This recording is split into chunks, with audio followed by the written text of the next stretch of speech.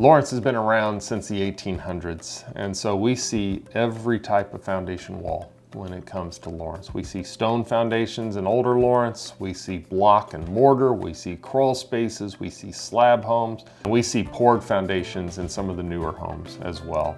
Each of those homes produce a different type of issue, whether it's in the dry season and foundation walls are beginning to settle, or they are cracking and rolling inward, so they need bracing technique. So we spend a lot of time with structural issues in Lawrence, working with piering and working with I-beams and structural integrity types of issues. And then in the late fall, in the early spring, in the springtime, we deal with water. And so we deal with our water resolution techniques. Every type of foundation, whether it's stone, block, or poured concrete walls, have their own set of issues. They all deal with cracks and they all let water in. And at KC Pier, we have a technique specifically for stone foundations. We have a technique for crawl spaces and block and mortar, poured walls in the newer homes. We have techniques that can help resolve the cracks that have formed and the waterproofing that's needed to make them dry again. And so we have crack injection techniques. We have techniques that will tie your sump pump and protect the perimeter of your home, whether you want to protect it from the interior or from the exterior. We have the ability to do that.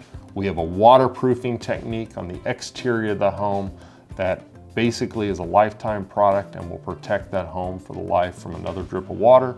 We can apply those techniques on a more affordable basis on the interior of the home also, and it also comes with lifetime warranties as well. So depending on the type of foundation, we're ready to see them all in Lawrence. We'll come out, take a look, we'll draw it up, we'll look at the variables, and if there's an issue, we most likely have a solution for it. I guess the biggest problem with foundation problems, whether it's cracks or water in basements, is the issues just simply don't resolve themselves.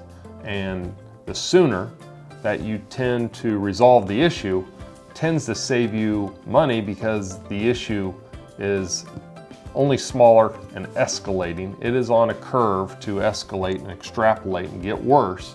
And the repair bills, as the repair gets worse, only get bigger.